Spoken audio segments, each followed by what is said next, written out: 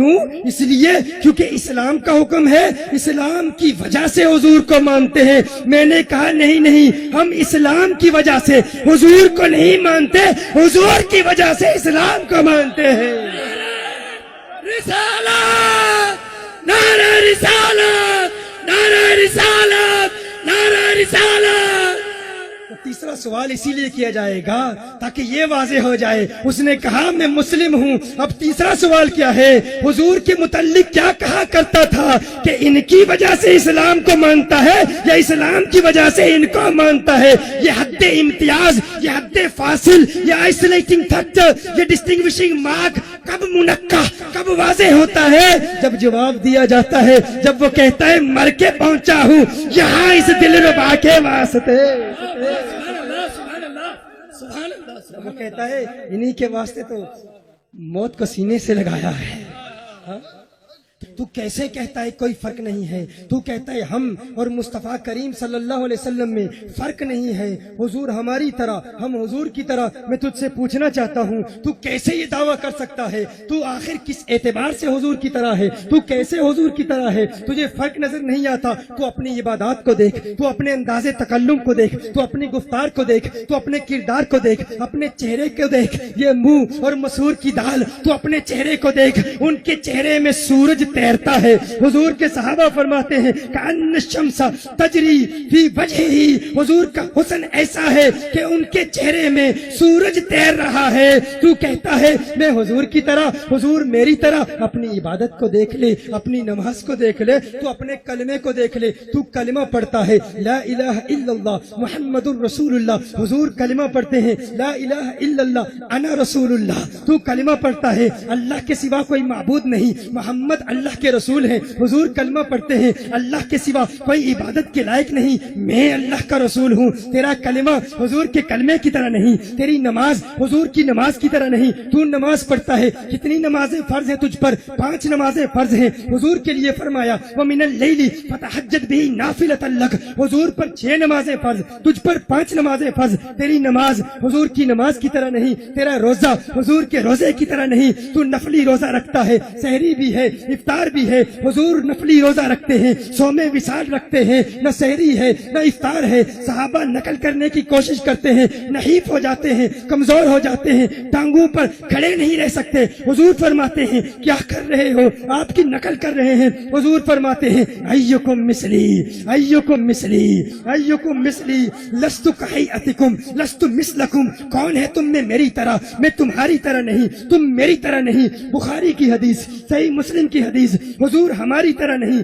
ہم حضور کی طرح نہیں۔ تیرا کلمہ حضور کے کلمے کی طرح نہیں، تیری نماز حضور کی نماز کی طرح نہیں، تیرا روزہ حضور کے روزے کی طرح نہیں، تیری زکوٰۃ حضور کی زکوٰۃ کی طرح نہیں، تیرے ارکان اسلام 5، حضور کے اس ارکان اسلام 4۔ کیا تو جانتا ہے حضور پر زکوٰۃ فرض ہی نہیں ہے؟ میرے ڈیٹیل لیکچرز ہیں اس موضوع پر کہ اسلام کے احکام کے پیچھے سبب کیا ہے۔ ہر کیوں کا جواب مقاصد شریعہ کی روشنی میں ہم بیان کرتے ہیں کہ فلاں حکم اگر ہے تو کیوں ہے؟ فجر میں اگر 2 فرض ہیں تو کیوں ہے؟ ظہر میں اگر 4 فرض ہیں تو کیوں ہے؟ اگر 2.5% زکوٰۃ فرض ہے تو کیوں ہے؟ 3% کیوں نہیں؟ فجر میں 3 رکعتیں کیوں نہیں؟ ظہر میں 3 رکعتیں کیوں نہیں؟ مغرب میں 4 رکعتیں فرض کیوں نہیں؟ کیوں کے جواب میں ہم بہت کچھ بیان کرتے ہیں، لیکن یہ نقطہ ذرا وزنی ہے۔ لیکن آج گل بہار میں بہار آ چکی ہے، آج گل بہار میں بہار آ چکی ہے، آج آج آج گولی مار کے پڑوس میں بہار آ چکی ہے۔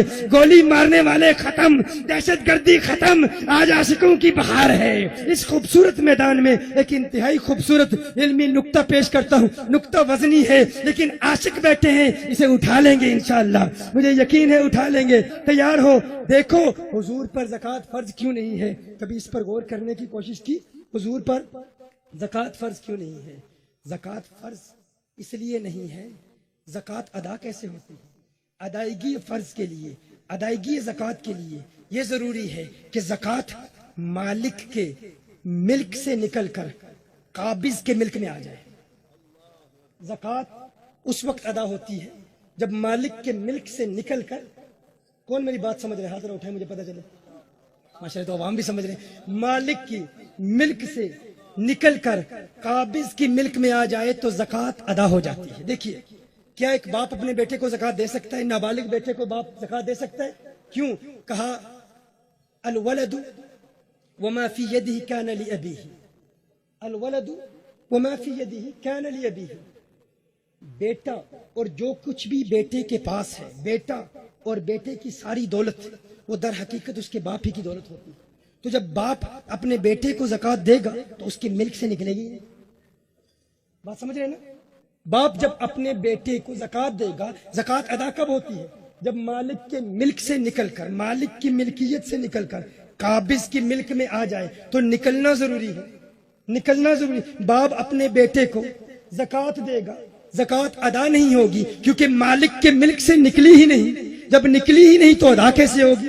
اسی طرح العبد وما فی یدہ کان لمولاہ، ایک غلام، ایک غلام جو کچھ بھی اس کا مال ہے، غلام کے پاس جتنا بھی مال ہے، جتنی بھی دولت ہے، در حقیقت اس کے آقا کی ہے، در حقیقت اس کے آقا کی ہے۔ اب کوئی آقا اپنے غلام کو مال دے گا، زکات دے گا، تو وہ زکات اس کی ملک سے نکلے گی ہی نہیں تو ادا کیسے ہوگی؟ یار کیسے سمجھدار لوگ ہو تم، ماشاءاللہ بہت جلد بات کو سمجھ جاتے ہو۔ تمہیں پتا ہے آقا اپنے غلام کو زکات دے ادا نہیں ہوتی، غلام بھی اس کا مال بھی اس کا، آقا پر زکات فرض اس لیے نہیں ہے، ادا کریں گے تو کس کو ادا کریں گے؟ ساری کائنات آقا کی غلام ہے۔ نعرہ رسالت، نعرہ رسالت،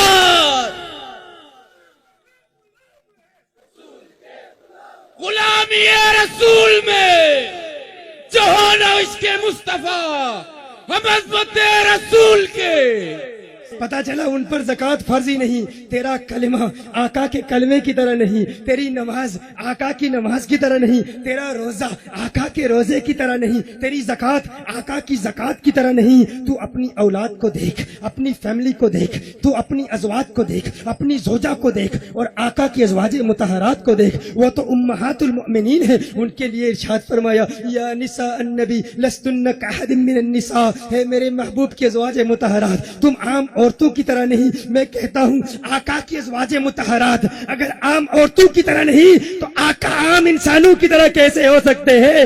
ارے تیری زوجہ آقا کی ازواج مطہرات کی طرح نہیں۔ تو اپنے آپ کو دیکھ، اپنے جسم کو دیکھ، اپنے اعضاء کو دیکھ، اپنے ہاتھوں کو دیکھ، اپنی انگلیوں کو دیکھ، اپنی آنکھوں کو دیکھ، اپنے تھوک کو دیکھ، ذرا تھوک کر دیکھ۔ تیرے تھوک کو جو دیکھے گا نفرت محسوس کرے گا، کراہت محسوس کرے گا، متنفر ہو جائے گا۔ تیرے تھوک پر کوئی تھوکنے کے لیے تیار نہیں۔ اور آقا کا لعاب دہن کیسا ہے، میرے آقا کا لعاب دہن کیسا ہے؟ حضرت سعد بن معاذ کو زخم ہوتا ہے، آقا کا لعاب دہن زخم پر ملتے ہیں، شفا یاب ہو جاتے ہیں، ان کے لعاب دہن سے لوگوں کو شفائیں ملتی ہیں۔ تیرے تھوک پہ کوئی تھوکنے کے لیے تیار نہیں، پھر بھی کہتا ہے وہ میری طرح ہے۔ تو اپنے خون کو دیکھ لے، تیرا خون نجاست غلیظہ ہے، کپڑے پر لگ جائے نماز ادا نہیں ہوتی۔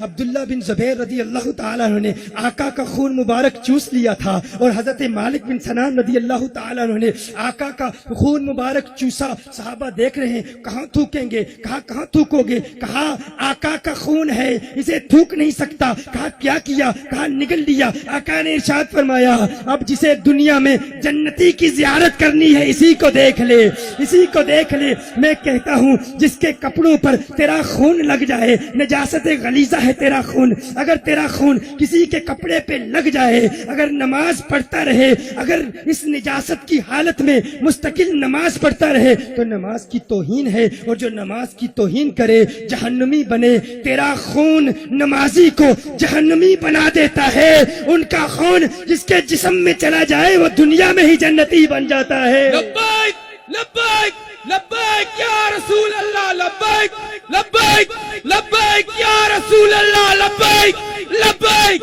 لبیک یا رسول اللہ، لبیک لبیک لبیک یا رسول اللہ۔ अपने पसीने को देख ले, तेरे पसीने से बदबू आती है, तुझे पसीना आ रहा हो, लोग कराहत महसूस करते हैं, नफरत करते हैं, मेरे आका आराम फरमा रहे हैं। सही मुस्लिम की हदीस है, उम्मे सुलैम रदी अल्लाह ताला अन्हा मेरे आका का पसीना जमा कर रही हैं। मेरे आका आंख खोलते हैं, फरमाते हैं मा तस्नईन या उम्मे सुलैम, है उम्मे सुलैम तू क्या कर रही है? उम्मे सुलैम अर्ज करती है या रसूल अल्लाह सल्लल्लाहु अलैहि वसल्लम नरजू बरकतहु लिसिबियानिना, आपके पसीने से अपने बच्चों के लिए बरकत जमा कर रही हूँ, उनके पसीने से लोगों के बच्चों को बरकत मिलती है, तेरे पसीने से बदबू आती है, तू फिर भी कहता है तू मुस्तफा की तरह है। तू कैसे मुस्तफा की तरह है? तू किस एतबार से आका की तरह है? तू अपने नाक की गलाजत को देख, तू अपने नाक को साफ कर, तेरे नाक से गंदगी निकलती है। सही बुखारी की हदीस है, उर्वा कहते हैं मा तनख्खम रसूलुल्लाह सल्लल्लाहु अलैहि वसल्लम नुखामतन इल्ला कद वक़अत फी कफ्फि रजुलिन मिनहुम फदलक बिहा वजहहु व जिल्दहु। अरे हुजूर, जब भी नाक मुबारक साफ करते सहाबा आका के नाक की रतूबत को अपने चेहरे पे मल लिया करते, अपने जिस्म पर मल लिया करते। आका वजू फरमाते, वजू का पानी आका के जिस्म से जुदा होता, सहाबा एक दूसरे से झगड़ते कि आका के वजू का पानी जमीन पे ना गिरे, अपने जिस्म पर मलते, बरकतें हासिल करते। अरे तेरे नाक से गंदगी निकलती है, उनके नाक से भी नूर निकलता है, उनके नाक से भी नूर निकलता है। तू कैसे कहता है तू मुस्तफा की तरह, मुस्तफा करीम तेरे तरह? अरे तू अपने हाथ को देख ले, तू किसी बच्चे के सर पर हाथ रखे, बच्चे को कुछ नहीं होता। इब्ने हजर अस्कलानी फरमाते हैं मेरे आका के हाथ से नूर की कुछ ऐसी शुआएं निकलती थी, जब आका किसी बच्चे के सर पर हाथ रख देते, आदतन जिस बच्चे का कद जितना 2 सालों में बढ़ता, उतना ही कद 1 साल में बढ़ जाता। अब यहाँ एक और बात आपको बता दूं, सोलर एनर्जी का नाम आपने सुना होगा ना? आप जानते हैं शमसी तवानाई क्या है? सोलर एनर्जी पर आजकल तो बहुत तहकीक हो रही है। साइंसदान कहते हैं अगर सोलर एनर्जी के इंजेक्शंस किसी छोटे कद वाले को लगाए जाएं तो उसका कद बढ़ सकता है। सोलर एनर्जी क्या है? शमसी तवानाई है। याद है आपको? सूरज का जलाल और मदीने के चांद का जमाल, याद है वो नुक्ता? आपको भूले तो नहीं है ना? हा? सोलर एनर्जी, वहां से भी लाइट आती है और मेरे आका के हाथों से भी नूर निकलता है। इब्ने हजर अस्कलानी फरमाते हैं मेरे आका जिस बच्चे के सर पर हाथ रख देते, आदतन जिस बच्चे का जितना कद 2 साल में बढ़ता, उतना ही कद 1 साल में बढ़ जाता। मैं कहता हूँ सोलर एनर्जी के इंजेक्शन की बातें करने वालों, नूरे मुस्तफा की शुआओं का तज़किरा भी किया करो। ये मेरे आका के हाथ की बरकत है, ये मेरे आका के हाथ की बरकत है। हजरत सलमान फारसी रदी अल्लाह ताला अन्हु के बाग का वाकया भी याद कर लीजिए। सोलर एनर्जी, शमसी तवानाई के माहिरीन कहते हैं अगर सोलर एनर्जी के इंजेक्शन फसलों को लगाए जाएं तो जितनी फसलें आदतन 6 महीने में बढ़ती हैं, 10 दिन में उतनी ही बढ़ जाएं। 10 दिन में, क्योंकि ये नूर की ताकत है, ये शमसी तवानाई की ताकत है। हजरत सलमान फारसी रदी अल्लाह ताला अन्हु के बाग में 299 तनावर दरख्त थे। एक दरख्त, एक पौधा छोटा था, मेरे आका ने उस पौधे को हाथ लगाया, उस पौधे को उखेड़ा, निकाला, फिर लगा दिया। मेरे आका के हाथ से निकलती हुई नूरानी शुआओं की बरकत थी। वो पौधा चंद लम्हों में ही उन 299 पौधों की तरह तनावर दरख्त बन गया। मैं कहता हूँ शमसी तवानाई का जिक्र करने वालों, नूरे मुस्तफा के साइंटिफिक दलाइल भी सोचा करो, इन पर भी गौर किया करो। एक्सरेज के बारे में कभी आपने गौर किया? ये एक्सरेज क्या है? ये एक्सरेज क्या है? जर्मन फिलोसोफर एक डॉक्टर विल्हेम, उसने तहकीक की। उसने देखा कि ये जो इलेक्ट्रोमैग्नेटिक रेडिएशन जब हाई एनर्जी इनमें पैदा हो जाती है रोशनी में, तो किसी लकड़ी पर जब ये रोशनी, उसने देखा सब्ज रोशनी की शुआएं फैली हुई हैं, लकड़ी पर पड़ती हैं, उसको ट्रांसपेरेंट बना देती है। वो रोशनी लकड़ी को ट्रांसपेरेंट बना देती है, लकड़ी में से गुजर जाती है। फिर देखा मेटल में से गुजर जाती है। एक दिन इत्तेफाक से उसका हाथ लगा, देखा एक जानिब साया है, दूसरी जानिब उसकी हड्डियों की पिक्चर बन गई। ये रोशनी अगर बहुत तेज शुआएं हों इसकी, किसी चीज पर पड़ती है तो उसको ट्रांसपेरेंट बना देती है, सी थ्रू बना देती है। आपने देखा एक्सरे होते हैं तो आपके जिस्म पर उसी रोशनी की वजह से आपके अंदर आपकी हड्डियों की तस्वीरें बन जाती हैं। एक्सरे होते हैं ना, सब जानते हैं। میں ٹیکنیکل اصطلاحات استعمال نہیں کرتا، صرف اتنا بتانا چاہتا ہوں، جب میرے آقا کا میلاد ہوا، سیدہ آمنہ فرماتی ہیں نور کی شعائیں نکلی، کیا اثر ہوا؟ کہا میں مکے میں تھی اور مکے سے میں نے شام کے محلات دیکھ لیے۔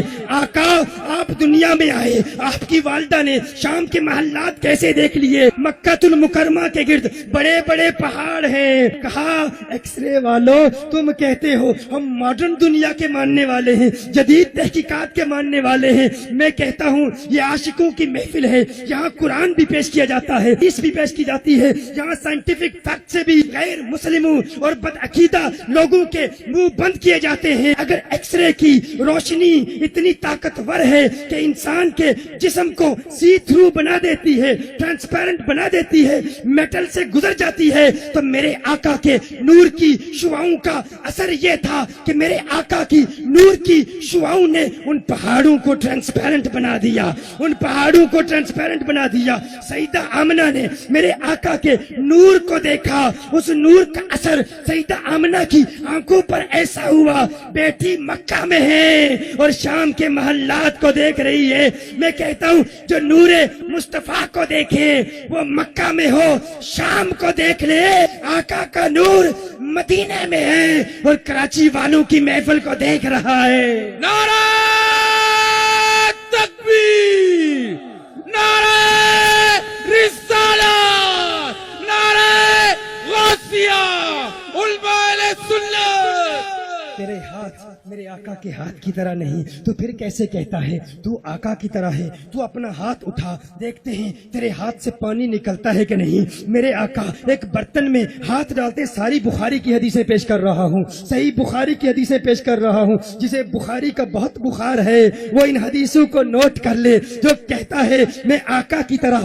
آقا میری طرح۔ صحیح بخاری کی حدیثیں نوٹ کر لو۔ میرے آقا کی انگلیوں سے پانی کے فوارے نکل رہے ہیں، آقا اپنا ہاتھ اس برتن میں ڈالتے ہیں، ہاتھ نکالتے ہیں، آقا کی انگلیوں سے فواروں کی طرح پانی نکل رہا ہے۔ کیسے نکلا؟ میں کہتا ہوں تو بھی ہاتھ ڈالنا کسی برتن میں، تو ہاتھ مارتا رہے گا، تیرا ہاتھ زخمی ہو جائے گا، خون تو نکلے گا، پانی نہیں نکلے گا، کیونکہ تو مصطفیٰ کی طرح نہیں ہے، تیرا ہاتھ میرے آقا کے ہاتھ کی طرح نہیں۔ ایک مرتبہ میرے آقا نے ایک صحابی کو ایک چھڑی دی، رات کی تاریکی میں ایک چھڑی دی، چھڑی پر میرے آقا کا ہاتھ لگا، آقا کے ہاتھ کے نور سے ایسی شعائیں نکلی، وہ چھڑی خود نور بن گئی۔ ارے جن کے ہاتھوں کی برکت سے چھڑی نور بن جاتی ہے وہ خود نور کیوں نہیں ہے؟